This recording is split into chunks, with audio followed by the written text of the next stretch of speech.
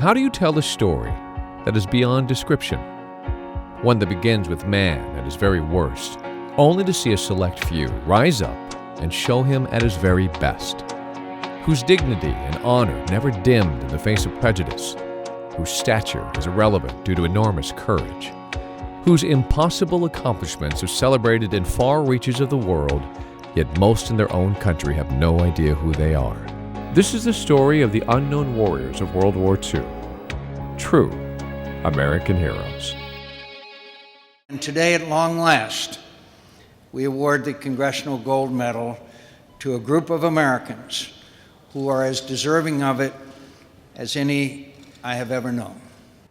The Congressional Gold Medal is Congress's highest honor, given only to those who achieved greatness for the betterment of this country. On November 2, 2011, a group of Japanese Americans received theirs, 70 years after their amazing story began. Nisei, a Japanese term that means second generation. If you are Nisei, that means you were born in the U.S. to parents who immigrated from Japan.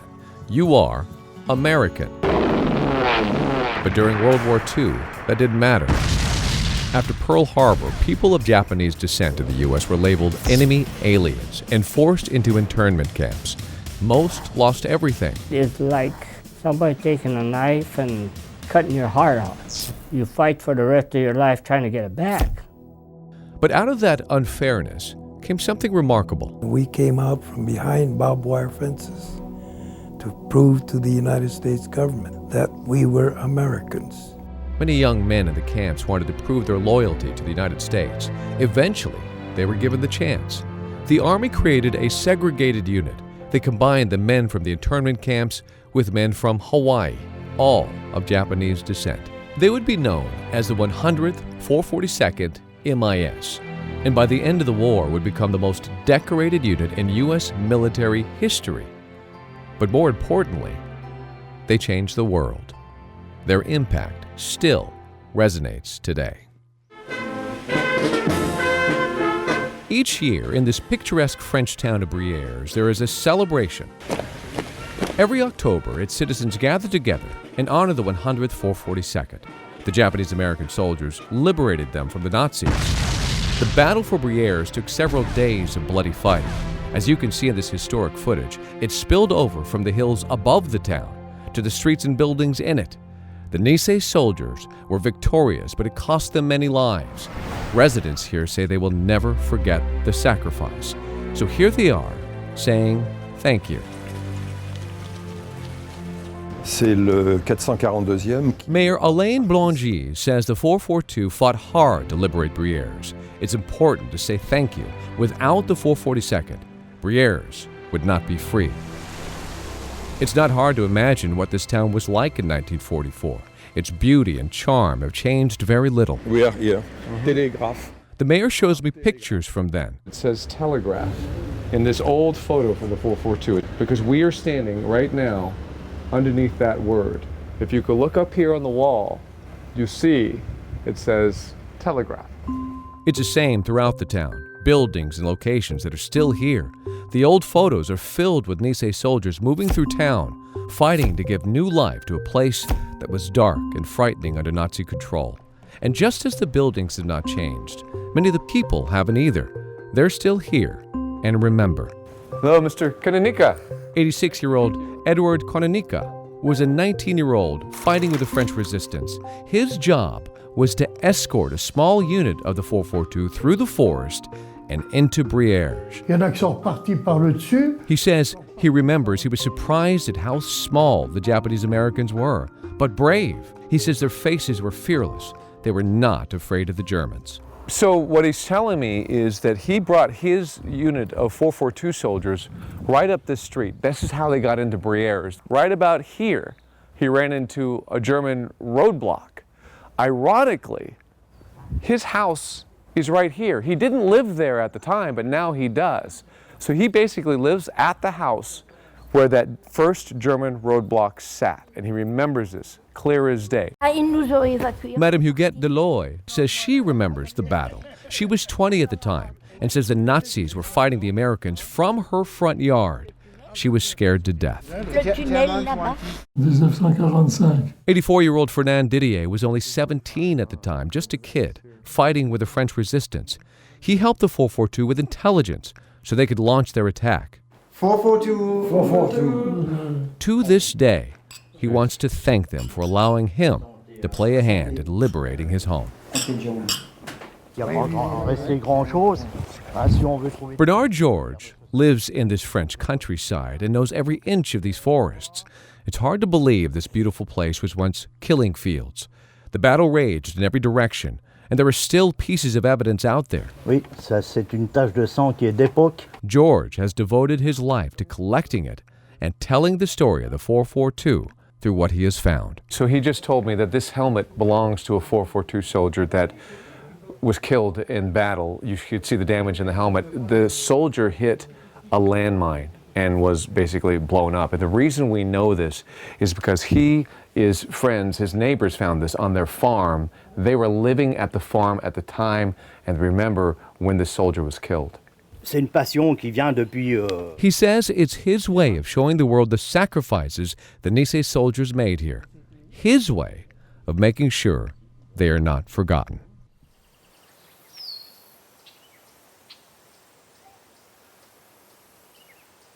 It's hard to imagine the violence endured among these trees. This sawmill in the middle of the Vosges forest paints a startling picture of how violent the fight must have been. The wood has to be x-rayed before it is sawed into pieces. There was so much shrapnel and bullets flying through the forest during the fighting that 1 out of every 3 trees cut down today has metal in it. He finds this in the wood, is it? Tu parles en anglais? Un tout petit peu, mais pas beaucoup. Yes. These x-ray machines find it and cut it out. It is a never-ending job. You see a little red dot on the screen? That's an indication that there's a piece of shrapnel in the wood. They anticipate having to do this for another 40 years. After Brières, there was no rest. Within days, the 442nd would find themselves back in the forest in an epic fight that will be labeled one of the greatest battles in U.S. history. A battalion of Texans were surrounded. The Nisei had to get them out. It will forever be known as the rescue of the Lost Battalion. This is the forest where the rescue of the Lost Battalion took place, and when you stand here in the middle of it, you can see how they described it. They said they literally had to fight from tree to tree, and keep in mind it was cold, wet, rainy, and muddy in that October month, and you can almost see that even on a day like today, how miserable that must have been. Lawson Sakai, a graduate from Southern California's Montebello High School, remembers that forest well and the ugliness of the battle. All of a sudden, this German popped up in front of me and shot me point blank. And nothing happened. So I turned with my BAR and I just drilled the son of a bitch. And I went up and I grabbed him by the neck. His helmet fell off. The kid was probably more scared than I was. But he missed me 10 feet away. The German boy was dead. Lawson was lucky to be alive. Meantime, the trapped members of the Lost Battalion were suffering, waiting and praying they would be rescued. This is exactly where the Lost Battalion was dug in, up and down this hillside, and these foxholes are still here. This is a pretty good sized one. They were digging in them for 5 days, so they were substantial, and you could see, if you look around, you could see the terrain that they were dealing with, the thick forest, the hillside, and they used this to protect themselves from the Nazis who had them surrounded. Those foxholes helped the Texans fight off the Germans. It was an agonizing 5 days. We were getting real low on food, medical supplies, and ammunition. And the first thing they did, they tried to shoot some chocolate D-bars into us. Right away, they got on the radio and come back and stopped that because we took some casualties from that hard chocolate. At the same time, the Nisei soldiers were suffering enormous casualties. The fighting was fierce, but they broke the German lines, and this famous newsreel was taken just moments after the rescue. The Texans, forever grateful for a second chance at life. And they saved my dad's life. And no one understands that more than Anthony Agnoni from Redondo Beach. This is my dad, Anthony Agnoni's Eisenhower jacket. His father, who has since passed away, was rescued that fateful day, allowing him to come home, have children, including Anthony. If it weren't for the 442, Dad would have would have never come home and had a happy life, and I wouldn't be here. I met Anthony at a memorial for the fallen members of the 10442nd. He was carrying his father's uniform, still saying thank you to the soldiers who gave their lives so that his father could live his. I think that every single one of them should be honored. It's long overdue.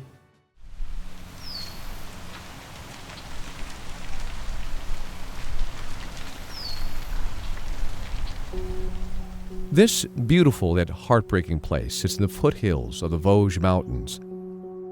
It contains thousands of America's fallen from World War II. Soldiers who will never come home. Among them, Japanese Americans who, despite prejudice and ill treatment, bravely fought for their country and for the liberation of France. Now and forever, the adopted sons of this beautiful place.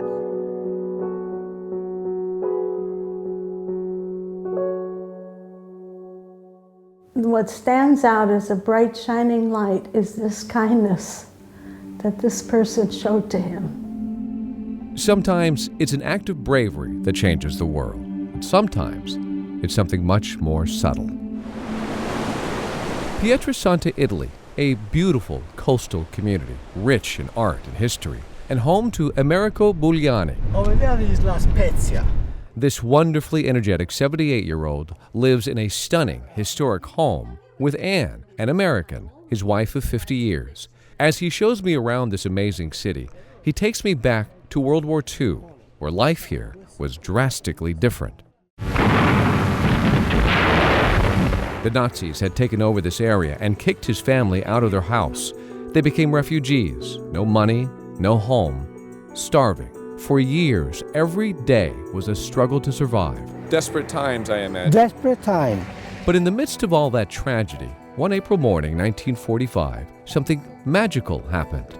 Bugliani says the Americans had fought their way towards town, so, as a curious 12-year-old, he went to investigate, maybe even find some food. We were hungry. We didn't have anything, and even the American coffee, the people said this is not that good, and we thought it was fantastic.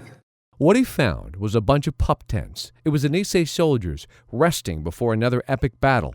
This picturesque Italian environment is where the 100th 442nd was camped out before they hit the Gothic line, right under these ancient olive trees, a 1,200-year-old church right over here.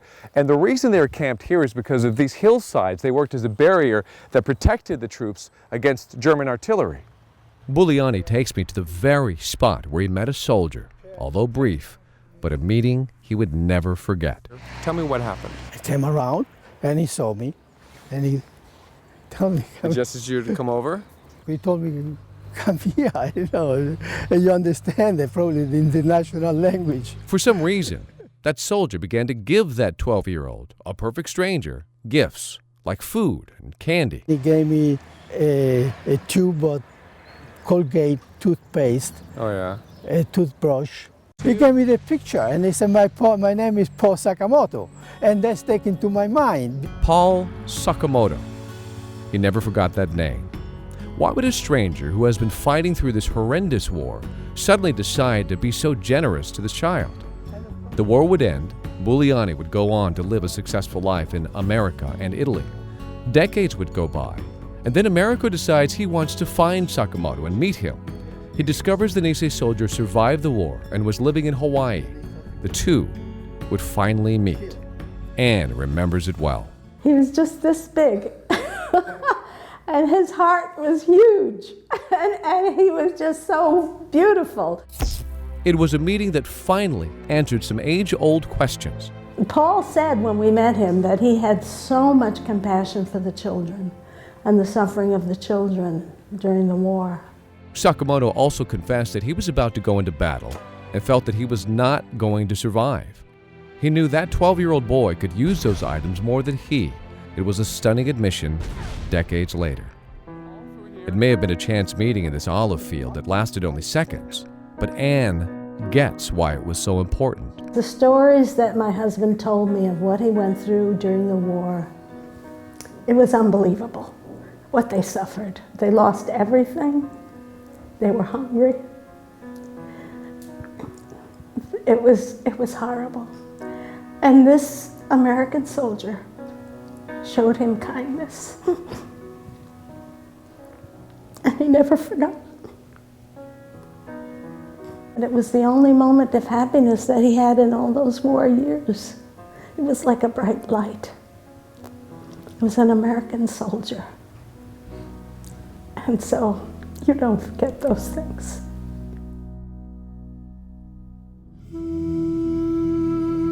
Just outside of Munich, Germany, lies a sacred place. A reminder of how horrible man can be. Dachau, a series of death camps scattered throughout the countryside where Jews were massacred by the Nazis. Unknown to the world until the spring of 1945, when a unit of Nisei soldiers were among its liberators, the first to see it. George Oye, with the 522nd Field Artillery Battalion, remembers that day. My first experience with having been exposed to the Dachau inmates were lumps in the snow. This is Dachau, and the night before it was liberated, a fresh coat of new snow had fallen.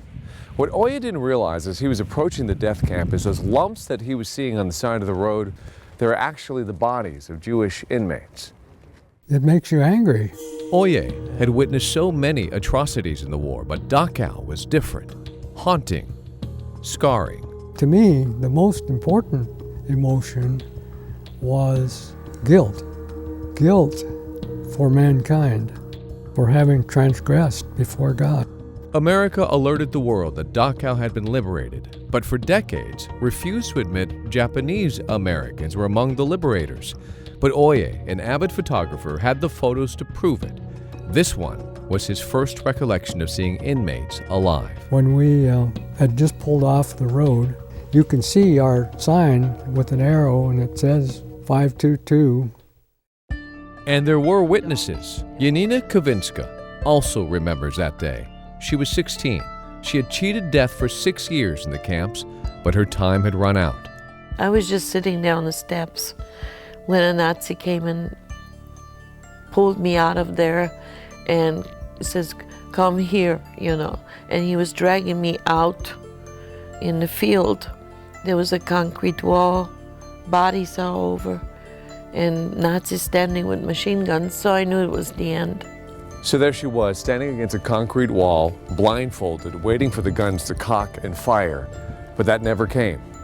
Instead of shooting us, they were running. So when they were running, they were yelling for every Nazi to get together and get out. Just before the Germans could pull the trigger, the camp was stormed. It was the U.S. Army, more specifically the 522nd, Japanese Americans. And one of those Nisei soldiers went up to Janina and pulled her blindfold off. I looked at a Japanese man in front of me. He was shorter than me. He had no eyes, just slits. And he had a USA uniform on. He was Japanese, so he went down in this kind of emotion, low. And he said, "From my God to your God, we are your liberators." Janina has lived her life telling the world a remarkable story of how the Nisei soldier liberated Dachau and saved her life, even while her own country would not admit it. One of the most amazing chapters yet least known of the Nisei soldier's legacy is the Military Intelligence Service, or MIS. Many Nisei, even though they were Americans, had a firm grasp of the Japanese language and culture, and that proved to be invaluable against the Japanese Empire. Thousands were sent to the Pacific Theater. It was dangerous work. They were not only fighting alongside fellow Americans, but also given the responsibility of translating captured documents, interrogating Japanese prisoners, and intercepting radio transmissions. Their success rate was astounding. The members of MIS were in many ways America's secret weapon in the war with Japan. Their translations of captured enemy documents helped thwart Japanese battle plans and lead to resounding Allied victories. Because of them, General MacArthur could later say that never in military history did any army know so much about the enemy prior to an actual engagement. MacArthur would say the MIS shortened the war and saved countless lives. However, it's undeniable there were moments of conflict and difficulty for the Nisei. Their enemy was also their family. and friends. So I said, by the way, what school did you attend to? Takahiro Higa lived and volunteered for duty in Hawaii, but grew up in Okinawa, and that's where he found himself during the war, interrogating prisoners, and one day realizing these prisoners went to school with him. Finally, I was positive these two guys are my classmates. I yelled at them in a Okinawa Hogen, God damn, don't you recognize your own classmate? They look at me in shock, you know. So, and they start crying. Why are you crying? Well, until now, after this interrogation is over and our usefulness is over, you guys might take us over the hill and shoot them. Now, knowing that our own classmates on the other side of the fence, we figure our life will be saved. So we cry for happiness. That kind of hit me. So three of us grabbed each other's shoulder, and I don't mind tell you, we had a cry. November 1st, 1943. Please tell the family that I am fine and not to worry too much. Bye for now, darling, and remember that I'll be thinking of you and Steve wherever we go from here. Forever, Shukichi. And that was his last letter. How do you honor someone you never knew? And what if that someone is your father? Dad and I actually never met each other. Dad shipped out for training when I was, not born. He was almost 27. He was in southern Italy, and he died with his company during the crossing of the Volturno River.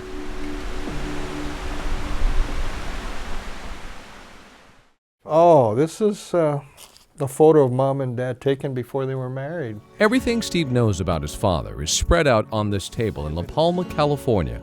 Photos, letters, newspaper articles.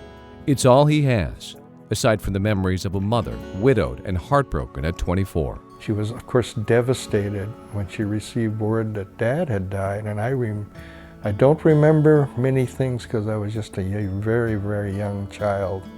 But I do remember the grief she experienced when Dad died. And this is Mom's letter to Dad, well, one of the few that I have to remember her by.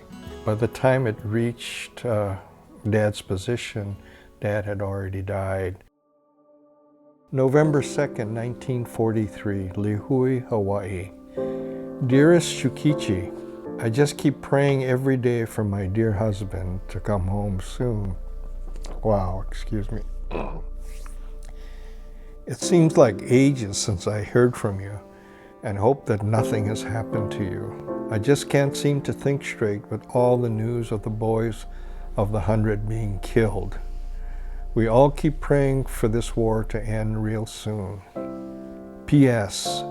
Steve says, Daddy, please come home really soon and carry me in your arms and play with me. We want you to come home to us and be with us until death do us part. Yours forever, Kaoru. Sorry. I can almost feel her anguish. It's almost like she had a premonition too. She started telling me, we have to live longer now for Dad's share of life too. And that's the attitude she had for the rest of her life. And that's what she instilled in me too. This is Steve's first birthday picture. It is the greatest link that he has with his father. It was mailed to my dad. He didn't actually receive it till the mail call on the night that he died. I've talked to many of his friends that were in his company, or platoon, and the first thing they look at me and they say, "You're the baby in the picture. We just want you to know we remember your dad taking your photo, putting it in his backpack, before the river crossing. And he said, we want you to know that you were with your dad on the night that he died. I cling to that memory, and I believe that I was with him. Feuer unseres massierten Angriffes schlägt mitten hinein.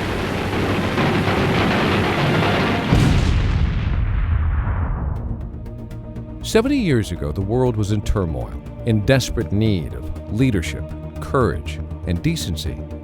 The Nisei warrior rose up and with a quiet dignity defended what was right. Through immeasurable sacrifice, they made the world a better place, and in true samurai fashion, just as quietly, faded away, forever modest, a lesson for the ages. What a story. Men of the MIS and the 442nd, thank you. Congress honors you today with this medal, but believe me, the honor is all ours.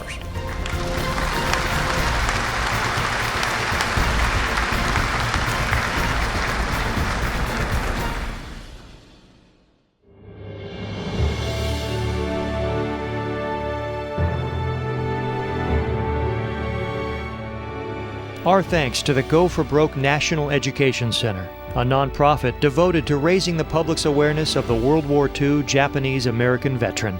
To help support their cause, please visit goforbroke.org.